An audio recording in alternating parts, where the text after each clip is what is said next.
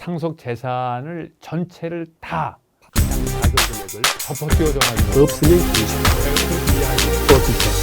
채무도 빼고 장례 비용도 빼고 네. 여기까지.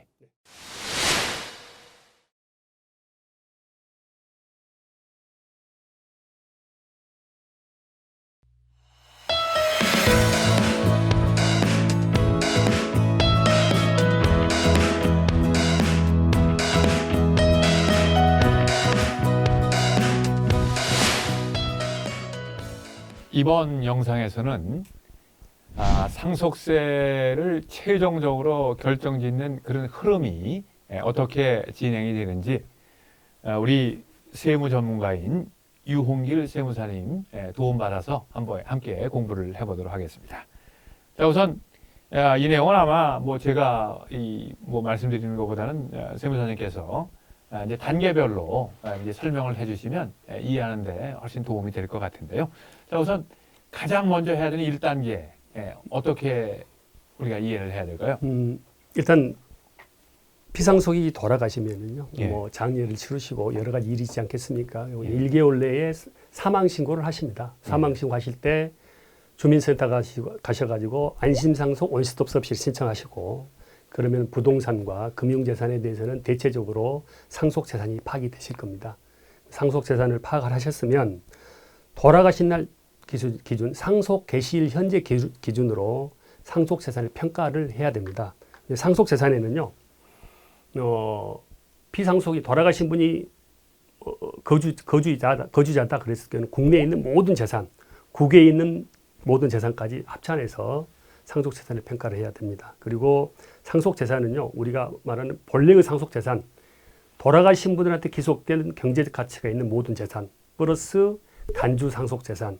간주상속재산이라는 거는요, 피상속인 이름으로 안 돼 있지만 상속재산인 경우가 있습니다. 보험금, 사망보험금 같은 경우는요, 그게 이 피상속인 재산이 아닙니다.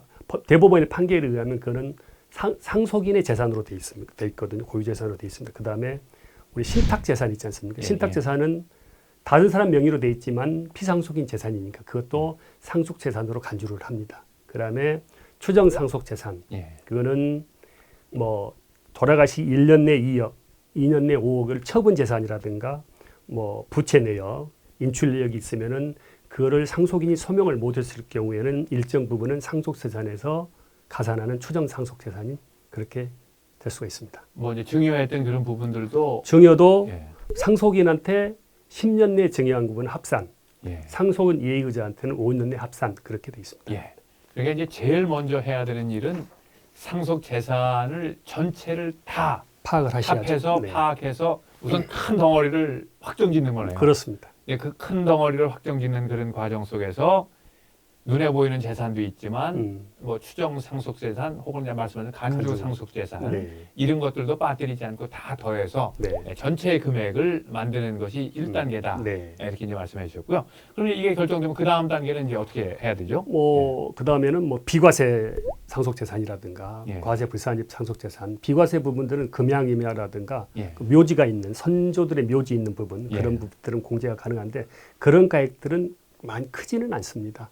그걸 추려내고요. 그러면 상속세에서 제외가 되고, 그 다음에 채무, 금융기관 채무라든가, 그 다음에 임대보증금, 우리가 줘야 될 임대보증금, 채무는 공제를 해야 되고, 그리고 공과금, 공과금은요, 피상속인이 납부를 해야 되는 피상속인에게 기속된 모든 공과금, 종합소득세라든가 지방소득세 재산세 있지 않겠습니까? 그런 것도 범칙금 이런 거 범칙금도 다 그래요? 죽으면 없어지냐?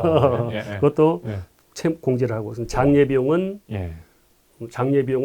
근거가 영수증이 있으면 1,000만 원까지 없으면 500만 원까지 공제 가능하고 그다음에 납골묘 같은 거는 영수증이 있으면 500만 원까지 공제 가능합니다. 그러니까 이제 전체 금액을 만들어 놓고 비과세 재산 빼고 과세 불산입 재산 빼고 채무도 빼고 장례 비용도 빼고 여기까지 공과금도 빼고 공과금도 빼고 그다음에 아까 이제 처음에 재산을 만들 때 사전 증여 재산은 이제 더 해야 된다 이제 이렇게 말씀하셨죠. 그러면 이제 여기까지 계산이 되면 그거는 이제 상속세 과세가액. 그렇습니다. 네. 상속세 과세가액. 예, 상속세 이제 과세가액이 이제 음. 결정된 거죠. 네. 예. 그다음에는 이제 뭐가 과세가액이 확정되면 이제 절세 측면에서 예. 상속공제를 해야 됩니다. 예. 상속공제는 일단 기초공제 2억이 있고요. 예. 그다음에 자녀공제, 장애인공제, 뭐 경례우대 공제, 미성년자 공제 여러 공제가 있는데 예. 기초공제 더하기 자녀공제 등 기타 예. 인적공제를 더한 금액이 하고 일괄공제 5억하고 큰 금액을 예. 공제받게 돼 있고 대부분 일괄공제 5억으로 공제를 받고요. 예. 그다음에 제일 중요한 게 배우자 상속공제입니다. 배우자는 하나도 배우자가 상속 재산을 받지 않아도 최소 5억까지 공제 가능하고 그다음에 민법상 지분, 법정 지분하고 실제 배우자가 받은 상속 재산하고 30억하고 세 가지를 비교해서 가장 작은 금액을 공제받게 돼 있습니다. 이게 공제가 되고 안 되고는 굉장히 복잡하죠. 복잡합니다. 예. 네. 그래서 이제 이런 내용들은 이제 우리가 다른 영상에서 좀 이제 다뤘으니까 그런 다른 영상을 참고하시면 어떠한 내용들이 구체적으로 얼마나 이제 공제가 되는지 하는 것을 파악하시는데 도움을 받으실 수 있겠습니다. 예. 그러면 이제 이거 다 공제하면 여기 나오는 숫자를 우리가 이제 상속세 과세 표준이라고 네, 얘기를 그렇습니다. 하는 것이죠. 네, 네. 예. 그 과세 표준이 결정됐으면 그 다음에는 이제 뭘 어떻게 해야 되는 것이죠? 상속세 과세 표준이 나오면 과세 표준이라는 거는요. 예. 어떤 세목이든지 간에 세율을 곱하기 전 단계를 과세 표준이라고 그러거든요. 그렇군요. 예. 과세 표준에다가 뭐 상속세는 10%부터 50% 누진 세율이기 때문에 예. 과세 표준이 많고 적음에 따라서 1억 이하는 10%, 예. 30억 이하는 50% 예. 세율을 곱해서 상속세 산출세액을 산출합니다. 네. 아, 이게 이제 금액에 따라서 이제 과표 구간이라고 되게 네, 얘기하잖아요. 네, 이제 네, 네. 구간에 따라서 다른 세율을 적용해서 네. 거기에 나오는 이제 상속세액을 결정하게 되는 그렇습니다. 것이군요. 네.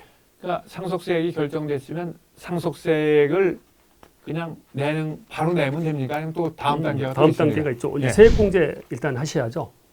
세액 공제는 또 6개월 후까지 상속세 신고를 하면은요. 예. 납부할 세액의 3%는 공제를 해줍니다. 네. 그거 다 없어진 줄 알았는데 상속세는 남아 있습니다. 3% 예. 남아 있습니다. 예. 그리고요. 예. 아까 사전증여 재산 합산했지 않습니까? 예, 예. 그러면 증여할 때 예. 납부한 세액이 있어요. 예. 예. 그거는 증여세액 공제 해줍니다. 아. 증여세액 공제하고 그 다음에 예.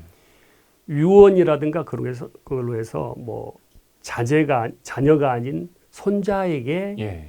세대를 띈 상속을 했다. 그랬을 때는 할증으로 해서 예. 30% 할증해서 상속세를 추가한다고 되어 있습니다. 이제 그러니까 이제 세액이 결정됐다고 해서 그걸 바로 세금으로 내는 것이 아니라 네, 세액 공제라고 하는 것은 네. 세액이 결정된 다음에 그 다음에 세금에서 빼주거나 더해주거나 하는 이제 그런 금액들이 있다. 네, 이제 대표적인 있습니다. 이제 대표적인 게 미리 낸 증여세, 네. 요걸 이제 빼주고, 네. 그다음에 이제 신고세액 공제. 신고세액 공제 이제 해서 네. 3%. 네. 뭐 재산 많은 분들에는 꽤 크겠어요. 몇 천만 원씩 되는 분도 예, 있습니다. 예, 예. 네. 이제 그 신고세 공제도 이제 좀 빼주고, 네. 그다음에 더해주는 그런 부분들은 뭐 세대 생략하는 할증세, 경우에 할증 이제 뭐 얼마 30%라고 30%입니다. 30% 네. 이제 더해주고요. 그다음에 이름 끝나나요? 한번 이렇게 해서 결정해서 내면 끝나는 내면 거는- 되는데 예. 뭐 납부하는 방법은 예. 또 여러 가지 방법이 있겠죠. 어떤 네. 방법으로 또 납부? 뭐 분납을 한다든가 연부연납을 한다든가 아. 뭐 물납을 한다든가 여러 가지 방법이 있겠습니다. 예. 그 방법은 또 이제 나중에 네. 다른 이제 그 영상에서 그거 굉장히 중요하잖아요. 중요합니다. 중요하고 이제 우리들이 꼭 알아야 될 그런 내용이기 때문에 네, 네. 나중에 함께 좀 더 살펴보도록 그렇게 하겠습니다. 네.